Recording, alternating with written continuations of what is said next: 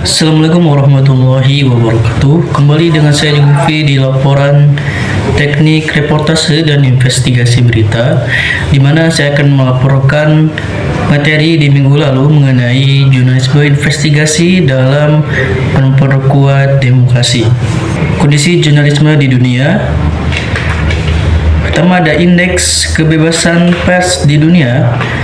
Indeks kebebasan pers di dunia atau global menunjukkan volatilitas yang sangat besar dalam berbagai aspek, dengan kenaikan dan penurunan yang besar serta perubahan yang belum pernah terjadi sebelumnya, seperti kenaikan 18 peringkat di Brasil dan penurunan 30 peringkat di Senegal. Ketidakstabilan ini merupakan hasil dari meningkatnya agresivitas di pihak otoritas di banyak negara dan meningkatnya pemusuhan terhadap jurnalis di media sosial dan di dunia nyata. Volatilitas ini juga merupakan konsekuensi dan pertumbuhan industri konten palsu yang memproduksi dan mendistribusikan disinformasi dan menyediakan alat untuk memproduksinya. Indeks 2023 menyoroti dampak cepat yang ditimbulkan oleh industri konten palsu ekosistem digital terhadap kebebasan pers. Tantangan yang dihadapi jurnalisme dunia.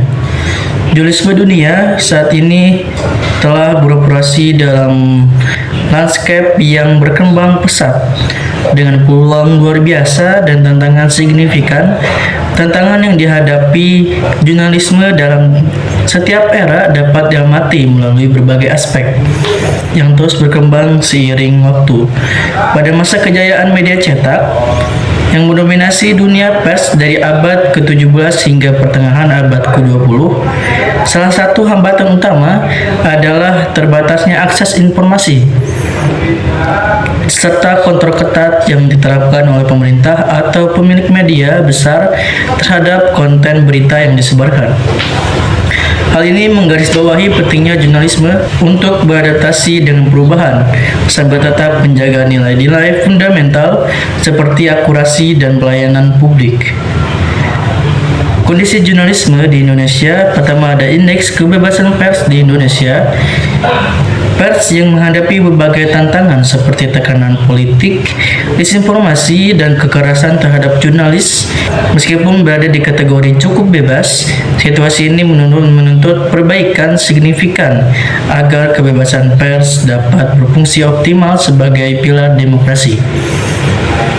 Dalam laporan 2023 World Press Freedom Index yang diterbitkan oleh Reporter Without Borders atau RSV, Indonesia menempati peringkat ke-108 dari 180 negara. Kasus kekerasan jurnalisme di Indonesia. Pertama ada kekerasan fisik. Kekerasan fisik terhadap jurnalis sering terjadi, terutama ketika mereka meliput isu-isu sensitif seperti korupsi, kerusakan lingkungan, dan konflik sosial. Dalam banyak kasus, kekerasan dilakukan oleh aparat keamanan saat aksi protes, seperti yang terjadi pada demo penolakan Undang-Undang Cipta Kerja 2020, di mana beberapa jurnalis dilaporkan mengalami kekerasan fisik dan perampasan alat kerja. Yang kedua ada intimidasi melalui hukum.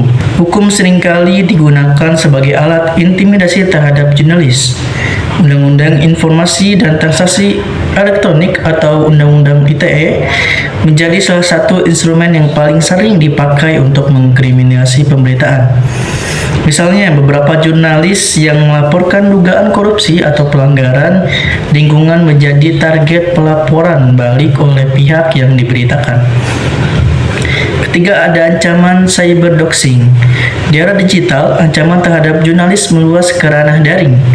Banyak jurnalis yang menjadi korban doxing atau penyebaran data pribadi atau serangan siber oleh kelompok tertentu termasuk buzzer politik.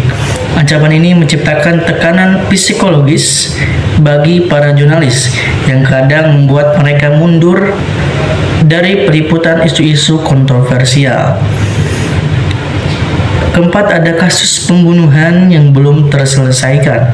Kasus pembunuhan jurnalis Fuad Muhammad Syafruddin atau dipanggil Udin dari Bernas pada 1996 masih belum terungkap hingga kini.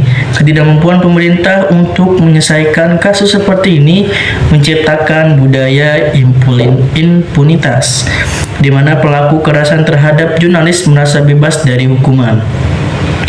Peran dari jurnalisme investigasi dalam masyarakat demokrasi. Definisi investigasi merupakan sebuah liputan yang membongkar sesuatu yang sembunyi. Maka risiko yang dihadapi oleh jurnalis sangat tinggi. Proses peliputan investigasi juga terdapat beberapa hal yang menjadi hambatan dan sebuah tantangan yang dihadapi oleh jurnalis yang akan atau sedang dilakukan investigasi. Investigasi merupakan peliputan strata tertinggi karena investigasi ini merupakan jurnalistik yang berada di ranah paling tinggi. Tentu kerumitan yang dihadapi oleh jurnalis juga sangat besar. Contoh dari kasus jurnalisme investigasi di Indonesia dan dunia.